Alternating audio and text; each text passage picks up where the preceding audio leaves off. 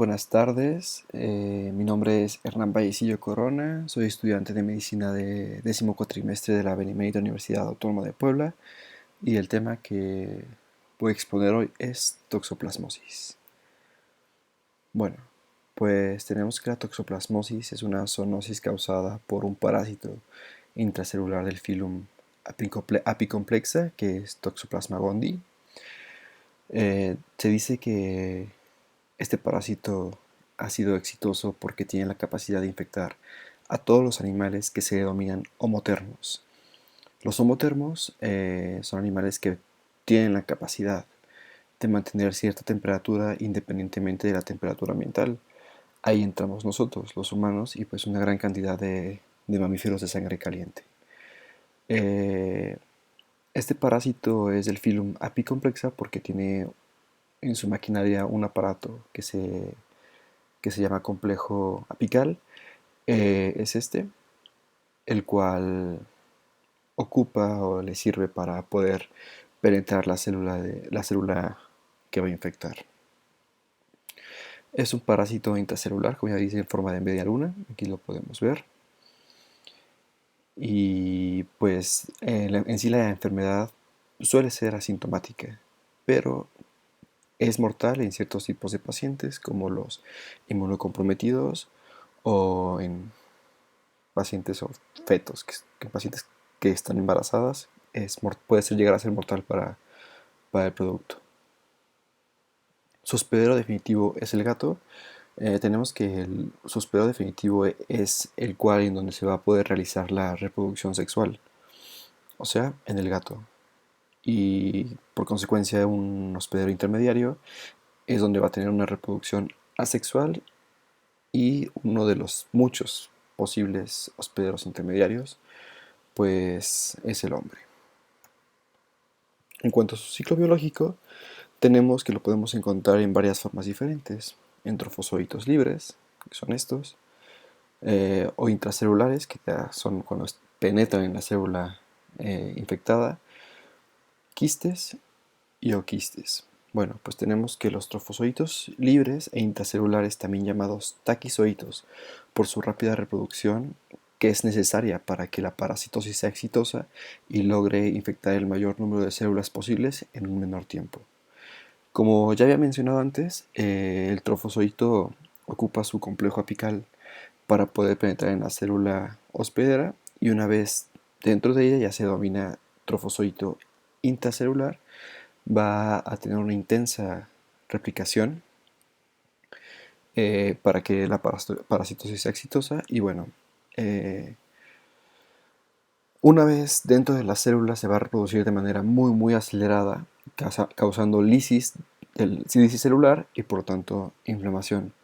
Cuando esos trofozoitos logran lisar la célula, pues salen y son capaces de infectar células nuevas.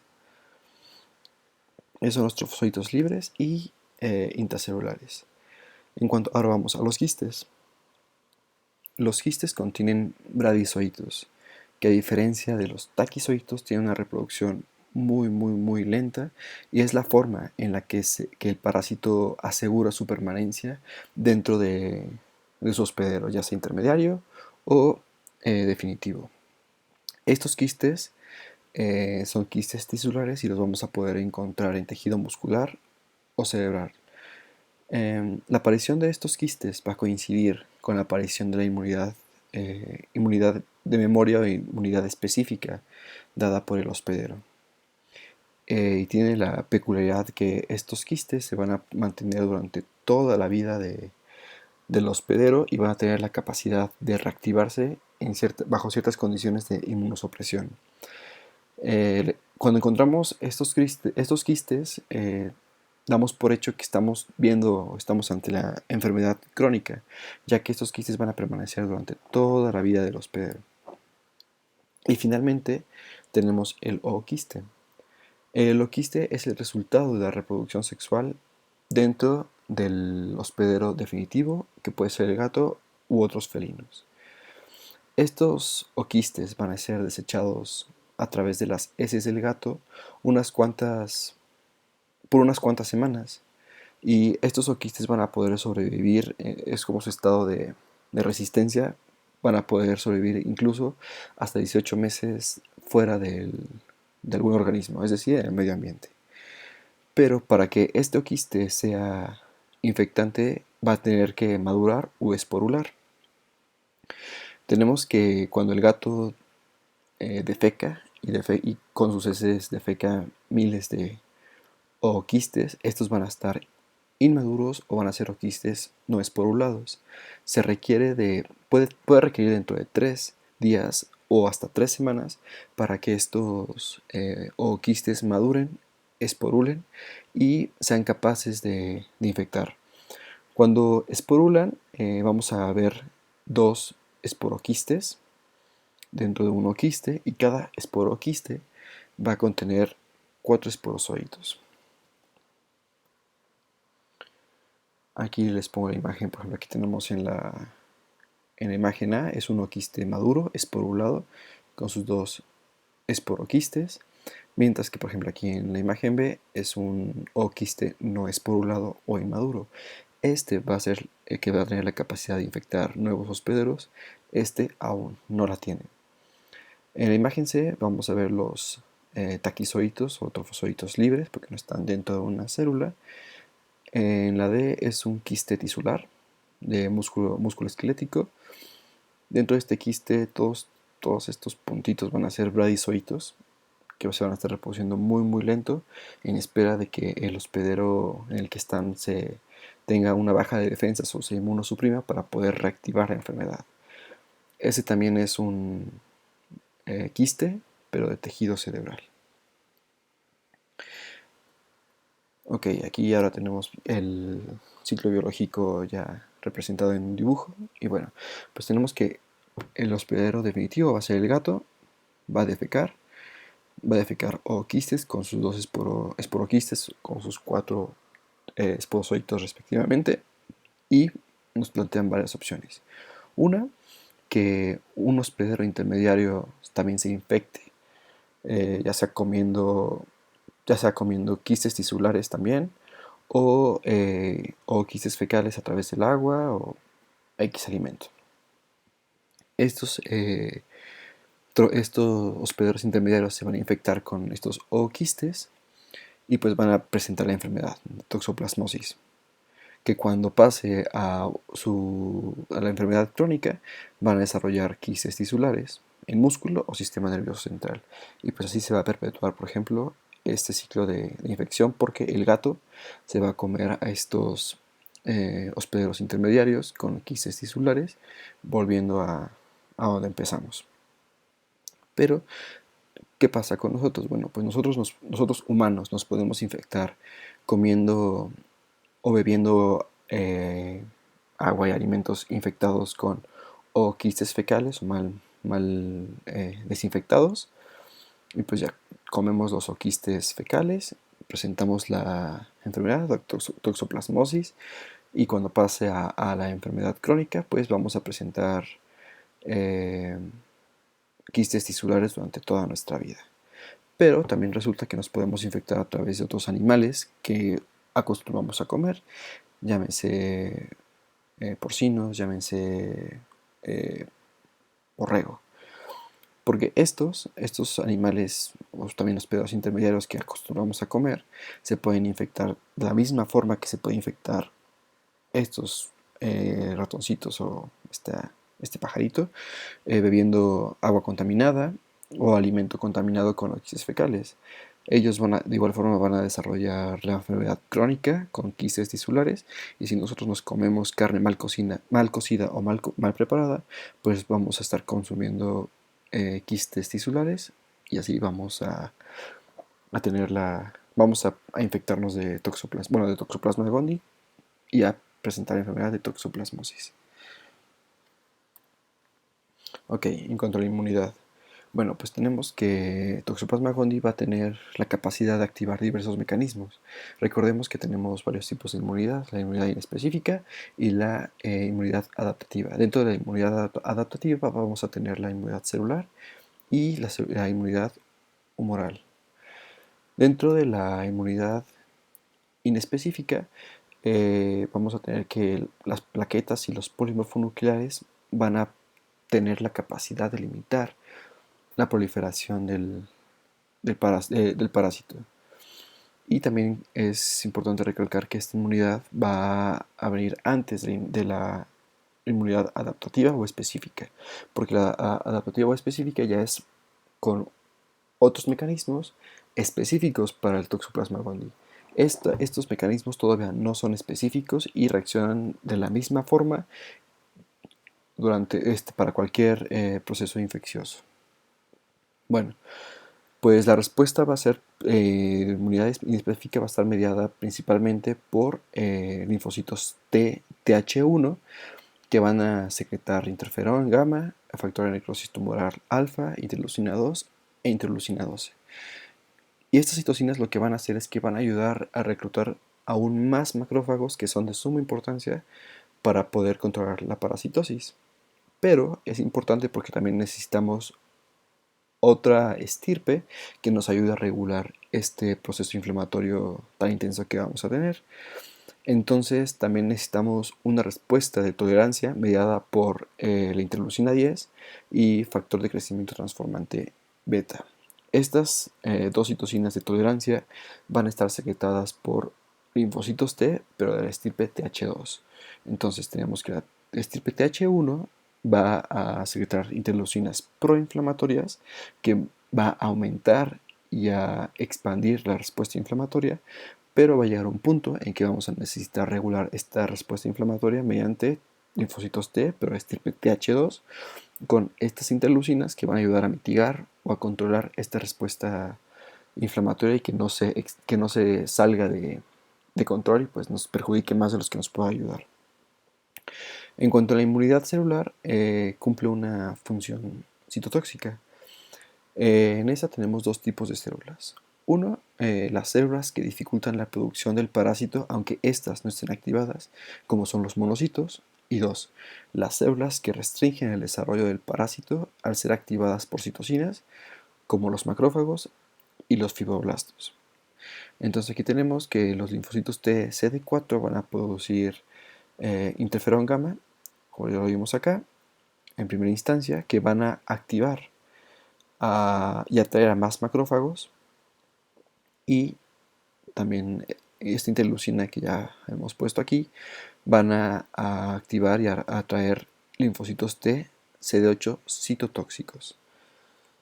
En cuanto a la inmunidad humoral, tenemos que recordar que la inmunidad humoral está mediada por anticuerpos contra antígenos específicos. Tenemos varios tipos de anticuerpos, como los tipos de inmunoglobulina. Las que nos importan en este momento es la inmunoglobulina M, que es la primera que aparece ante cualquier proceso infeccioso. Aquí tenemos que va a aparecer a la semana de la infección, que va a ser inespecífica, y la inmunoglobulina G, que esta ya va a ser de memoria, que va a ser específica contra antitoxoplasma, que va a aparecer a las 6 semanas. Estos anticuerpos no van a afectar directamente al parásito, pero activan la vía del complemento y va a atacar directamente a los trofozoitos libres. Es decir, cuando los trofozoitos lisen la célula hospedera, van a estar susceptibles a la vía del complemento, por lo que van a ser atacados, y así esta forma tenemos para reducir o limitar la infección hacia nuevas células. Bueno, pues aquí tenemos todo el esquema ya puesto. Tenemos que el Toxoplasma gondii tiene la capacidad de infectar a cualquier célula nucleada. Cuando infecta a cualquier célula nucleada, como consecuencia vamos a tener que la replicación va a ser de forma muy intensa y, como lo que ya había mencionado, a la hora de lisar la célula, los mismos parásitos van a quedar expuestos a la inmunidad inespecífica que ya mencioné, es decir, o a la vía del complemento. Bueno, pues tenemos que una célula muy importante para nuestra inmunidad es la célula dendrítica, que va a ser nuestra principal célula, que va a fungir como la célula presentadora de antígeno. Esta célula dendrítica va a secretar interleucina 12, que va a atraer y va a activar a células natural killer. Estas natural killer a su vez van a secretar interferón gamma que va a atraer más macrófagos. Es decir, todas estas células van a estar secretando interleucinas que van a atraer todavía más células para poder ampliar la respuesta inmune y poder así contener al parásito. Los macrófagos junto con las células dendríticas van a liberar interleucinas proinflamatorias como las que ya había mencionado, que van a ser la interleucina 1, 12 y 15, que van a activar a los linfocitos T. En primera instancia se van a activar los linfocitos T CD4 de la estirpe Th1, que van a producir una intensa respuesta inflamatoria. Tiempo después, estos macrófagos también van a seguir secretando ciertas citocinas que van a ahora atraer y activar a los linfocitos T CD4, pero estirpe Th2 con la liberación de interleucina 4 e interleucina 10 que va a aumentar y a estimular la respuesta humoral, o sea, la producción de anticuerpos producidos por linfocitos B, y estos linfocitos B a su vez van a estar activados o estimulados por linfocitos T Th2. Recordemos que los Th2 van a producir interleucinas de tolerancia, o sea, que van a mitigar o van a reducir los efectos proinflamatorios de los Th1. ¿Qué tenemos con esto? Bueno, pues con esto tenemos una respuesta inmune efectiva y, lo más importante, autolimitada. Y el resultado de toda esta respuesta inmune va a culminar con la formación de quistes tisulares. Como ya lo había mencionado, la aparición de quistes tisulares va a coincidir con la aparición de una respuesta inmune adaptativa, dando así dando por hecho la enfermedad en su fase crónica. Recordando que estos quistes tisulares se van a mantener durante toda la vida en el cuerpo del hospedero, ya sea en músculo o en sistema nervioso central. Es importante mencionar que la función citotóxica va a garantizar el control de la replicación de los taquizoitos y va a promover la formación de quistes tisulares, pasando así a la fase crónica de la enfermedad. También me gustaría comentar que la producción de anticuerpos ayuda a la opsonización del parásito, pero no es la respuesta inmune más eficiente. Ahora, el cuadro clínico. El curso clínico de la enfermedad va a ser diferente dependiendo del estado inmune de un paciente. Vamos a tener manifestaciones variadas, pero pues va a depender si es un paciente inmunocompetente o inmunosuprimido. Por ejemplo, en un paciente inmunocompetente, el curso de la enfermedad va a tener un curso benigno y autolimitado, mientras que en un paciente inmunocomprometido puede llegar a ser fatal desde un principio. El cuadro clínico en un paciente inmunocompetente va a ser inespecífico, puede presentar fiebre, exantema, adenopatías y ataque al estado general.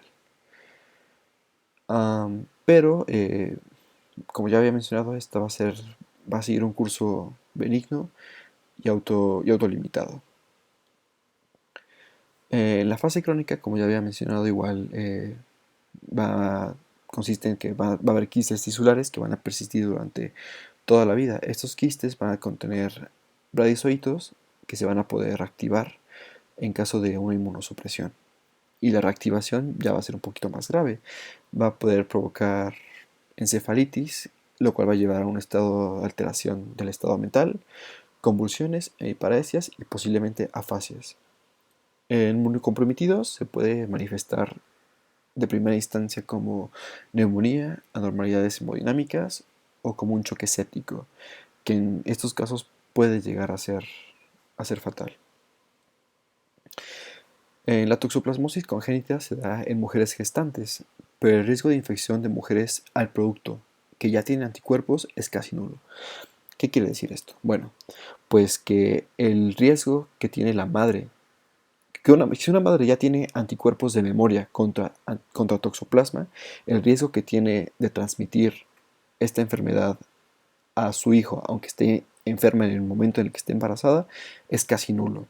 pero es difícil discriminar el momento de la infección aguda y el inicio de la gestación, por los que se puede subdiagnosticar una posible toxoplasmosis congénita. Entonces, a ver, te los trato de poner un poco más fácil. Si una mujer se enferma de toxoplasmosis, no sé, a los 10 años, le da toxoplasmosis, pero ella es inmunocompetente y va a poder desarrollar anticuerpos de memoria. Ok, entonces ya está inmune contra la toxoplasmosis.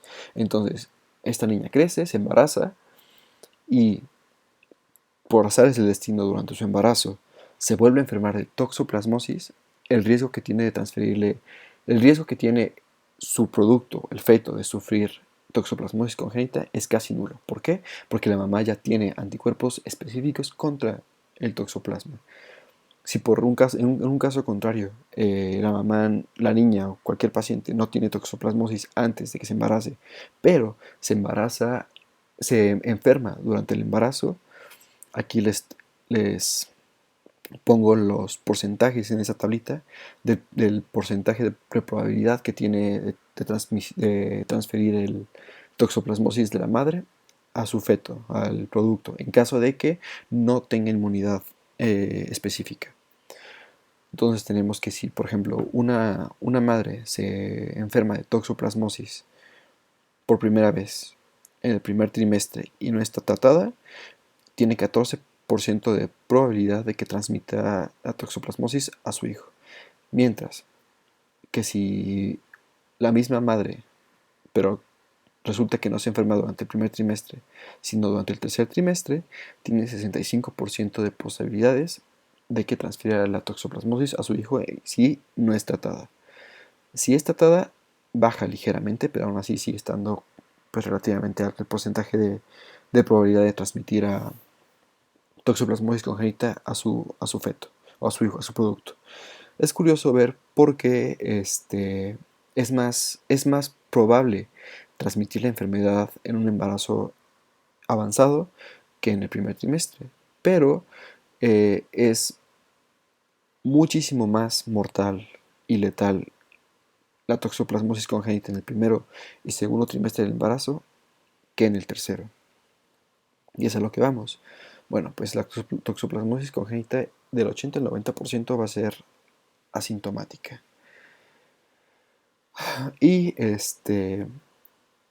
vamos a tener ciertos hallazgos ecográficos si sospechamos de una posible toxoplasmosis congénita, que vamos a ver calcificaciones intracraneanas, dilatación ventricular y aumento del grosor de la placenta. En el primer y segundo trimestre del embarazo, como ya había mencionado, es sumamente letal, puede acabar en aborto, mientras que en el tercer trimestre del embarazo puede solamente ser un parto prematuro con ciertas dificultades y con ciertas secuelas, pero no es mortal como en el este, primer y segundo trimestre del embarazo. En el recién nacido también va a haber manifestaciones clínicas diversas que pueden incluir fiebre, coriorretinitis, exantema, hepatoesplenomegalia, ceguera, estrabismo e hidrocefalia.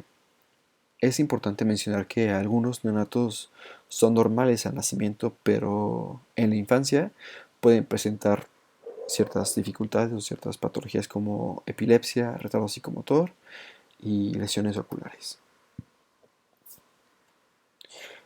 También es muy importante que tengamos en cuenta cuándo se produce la famosa triada de Sabin. Bueno, pues la triada de Sabin se produce cuando la infección se da en el segundo trimestre del embarazo. Y la triada de Sabin pues, va a incluir hidrocefalia, coriorretinitis y calcificaciones intracraneales. En ocasiones se puede presentar dos o una de las patologías de la triada, o bien presentar solamente una, cuya manifestación podría ser el retardo mental.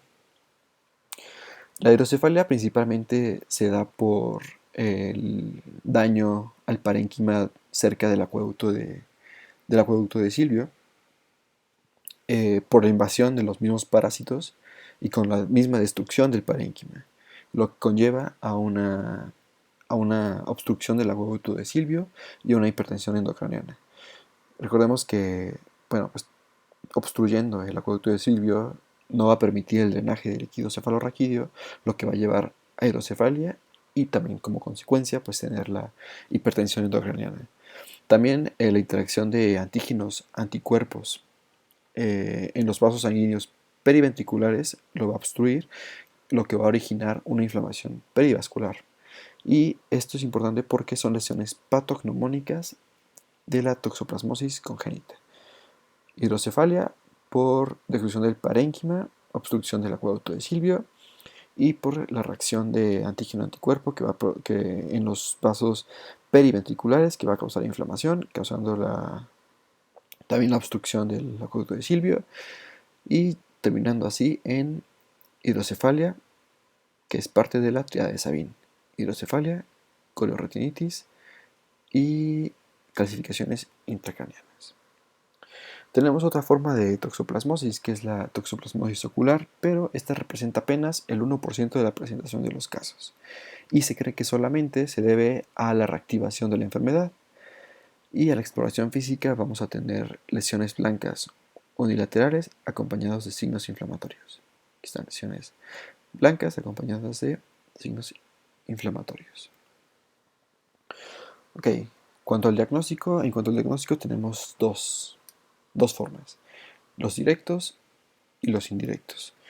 Los métodos directos se basan en la demostración de formas parasitarias completas o de su material genético, mientras que los métodos indirectos se basan en la demostración de la presencia de anticuerpos específicos contra toxoplasma. Bueno, en los métodos directos tenemos la prueba de Sabin y Feldman, pero esto no se aplica convencionalmente, ya que no todos los países del mundo tienen la infraestructura y el presupuesto para ese tipo de pruebas, ya que los métodos indirectos son más fáciles y más baratos y solamente se pueden llegar a ocupar en investigación. Bueno, ¿en qué consiste esta prueba?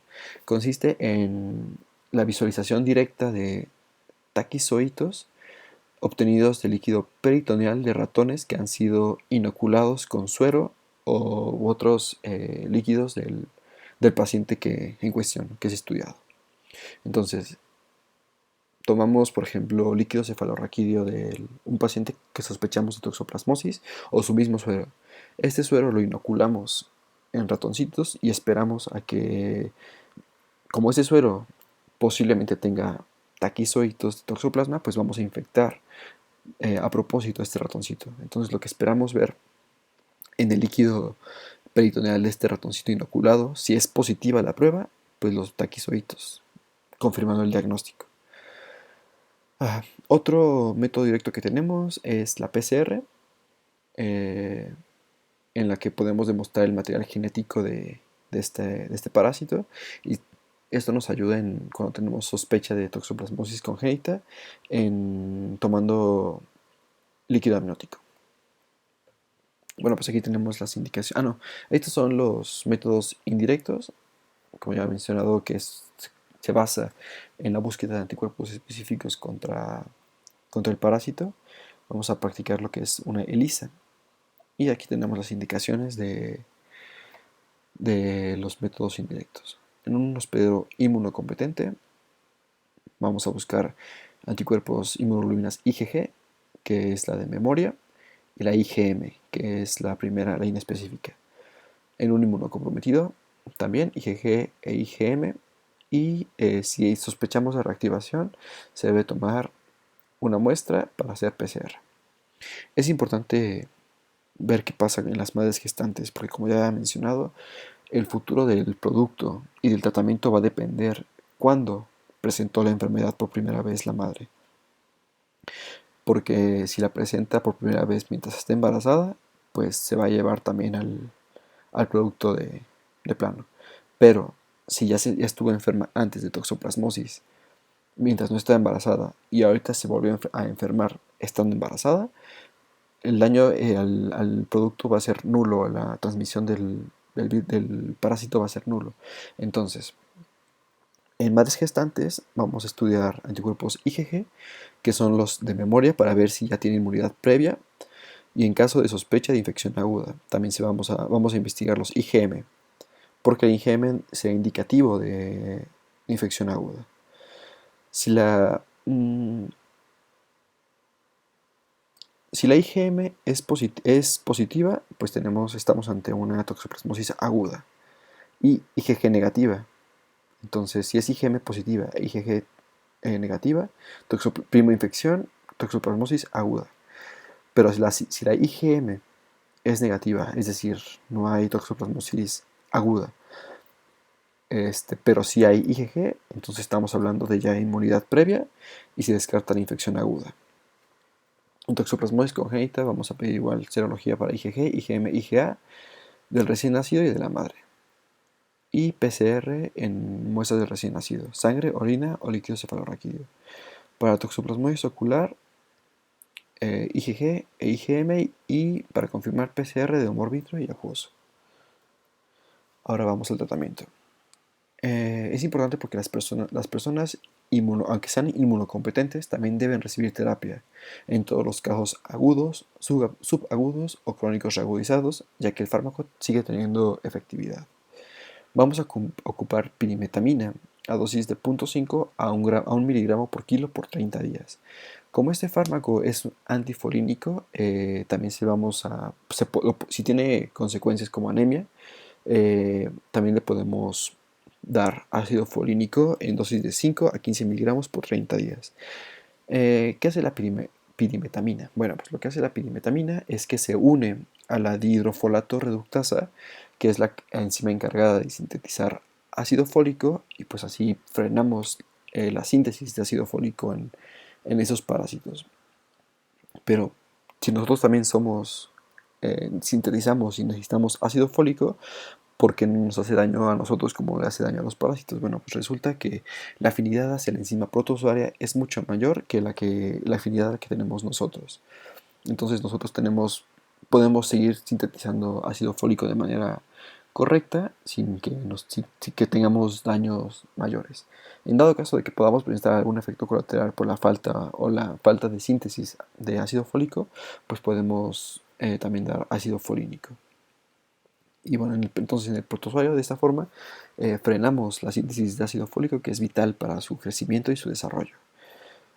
También se le podemos asociar sulfadiacina, que también es un antifolínico, y juntos hacen un sinergismo, es decir, potencian sus efectos a razón de 0.1 gramo por kilogramo por 30 días. Si hay alguna reacción alérgica, también podemos dar prednisona, 0.5 miligramos por kilo de 10 a 15 días. Y en pacientes inmunocomprometidos es el mismo esquema, pero a mayor dosis. Y solo en el primer trimestre del embarazo, en lugar de dar pirimetamina, se da espiramicina con la sulfa. Si estamos frente a una toxoplasmosis adquirida en madre gestante, pero en el segundo o tercer trimestre, vamos a poder dar pirimetamina. Y en el recién nacido, el mismo esquema durante un año. Aquí les dejo mis referencias y pues muchas gracias.